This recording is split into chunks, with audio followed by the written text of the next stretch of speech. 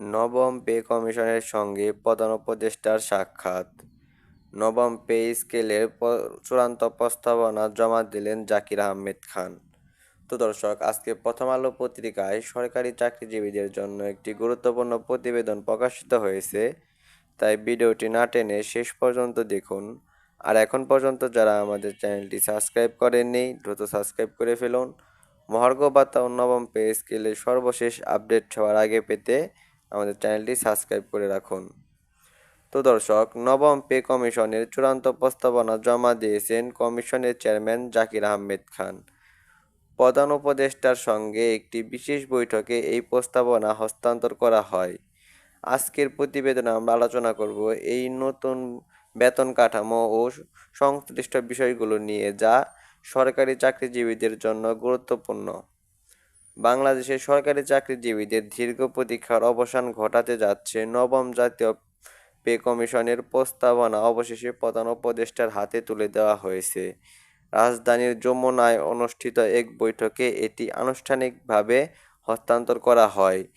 সেখানে প্রধান উপদেষ্টা সহ অর্থ মন্ত্রণালয়, জনপ্রশাসন মন্ত্রণালয় এবং পে কমিশনের সদস্যরা উপস্থিত ছিলেন। এই প্রস্তাবনাটি দীর্ঘ গবেষণা, বিশ্লেষণ, মাঠ পর্যায়ের তথ্য সংগ্রহ এবং বিভিন্ন শ্রেণী পেশার মানুষের প্রস্তাবের ভিত্তিতে প্রস্তুত করা হয়েছে। প্রধান উপদেষ্টা বলেন, সরকারি চাকরিজীবীদের বহুদিনের দাবি পূরণের ধার প্রান্তে পৌঁছে গেছে। তিনি আরও বলেন, নতুন বেতন কাঠামো বাস্তবায়নের ফলে শুধু কর্মচারীরাই উপকৃত হবেন না, বরং সামগ্রিক অর্থনীতিতে ইতিবাচক প্রভাব পড়বে।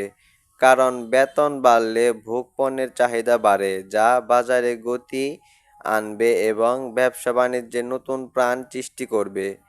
নতুন প্রস্তাবনায় মোট 14টি গ্রেডের জন্য সংশোধিত বেতন স্কেল প্রণয়ন করা হয়েছে। সর্বনিম্ন গ্রেডের বেতন উল্লেখযোগ্য হারে বৃদ্ধি পেয়েছে এবং সর্বোচ্চ গ্রেডও রয়েছে সামঞ্জস্যপূর্ণ পরিবর্তন। এছাড়াও মহার্ঘ ভাতা পুনর্গঠন করা হয়েছে কর্মচারীদের জীবনমান উন্নয়নের লক্ষ্যে।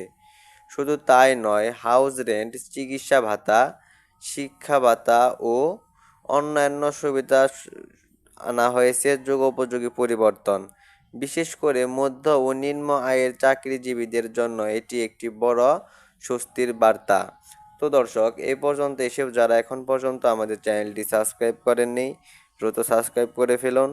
মহার্ঘ ভাতা ও নবম পে স্কেলের সর্বশেষ আপডেট সবার আগে পেতে আমাদের চ্যানেলটি সাবস্ক্রাইব করে রাখুন। তো দর্শক, এই প্রস্তাবটিতে পেনশন ও অবসরের সুবিধা পূর্ণ বিবেচনা করা হয়েছে, যেন অবসরে যাওয়া কর্মচারীরা আর্থিক নিরাপত্তাহীনতায় ভোগেন। পাশাপাশি সরকারি চাকরিজীবীদের জন্য স্বাস্থ্যসেবা ও আবাসন সুবিধা বৃদ্ধির সুপারিশও করা হয়। প্রধান উপদেষ্টা দ্রুত প্রজ্ঞাপন জারি করে নবম পে স্কেল বাস্তবায়নের সিদ্ধান্ত নেন।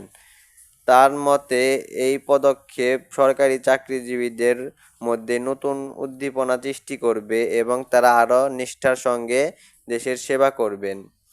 অর্থ মন্ত্রণালয়ের কর্মকর্তা জানিয়েছেন, নবম পে স্কেল বাস্তবায়নে সরকারের ব্যয় কিছুটা বাড়লেও এটি অর্থনীতির জন্য ইতিবাচক ফল বয়ে আনবে।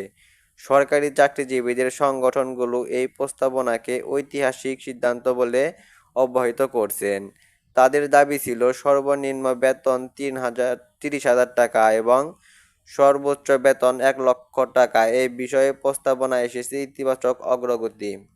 এর ফলে তারা আশা করছেন চাকরিজীবীদের ভোগান্তি কমবে এবং সমাজে স্থিতিশীলতা আসবে। বিশেষজ্ঞদের মতে, নতুন পে স্কেল কার্যকর হলে দেশের প্রায় 14 লাখ সরকারি কর্মকর্তা ও কর্মচারীর উপকৃত হবেন। তাদের পরিবারের সদস্যরা ধরলে কয়েক কোটি মানুষ এর সুফল পাবেন, যারা ক্রয় ক্ষমতা বাড়বে, যার ফলে শিল্প, বাণিজ্য ও ব্যবসায়িক খাতেও সাড়া পড়বে।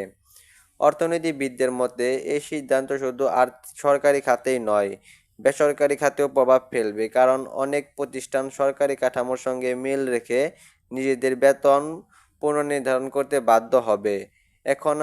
এখন প্রধান উপদেষ্টা অনুমোদনের পর শুধু প্রজ্ঞাপন জারির অপেক্ষা। জনপ্রশাসন মন্ত্রণালয় জানিয়েছেন, খুব শীঘ্রই প্রজ্ঞাপন জারি করা হবে।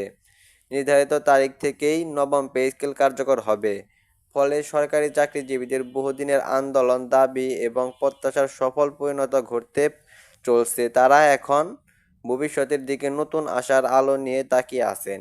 তো দর্শক, আজকে এখানেই শেষ করছি। শেষ পর্যন্ত এসেও যারা এখন পর্যন্ত আমাদের চ্যানেলটি সাবস্ক্রাইব করেননি, দ্রুত সাবস্ক্রাইব করে ফেলুন।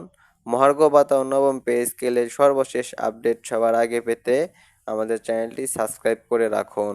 ধন্যবাদ।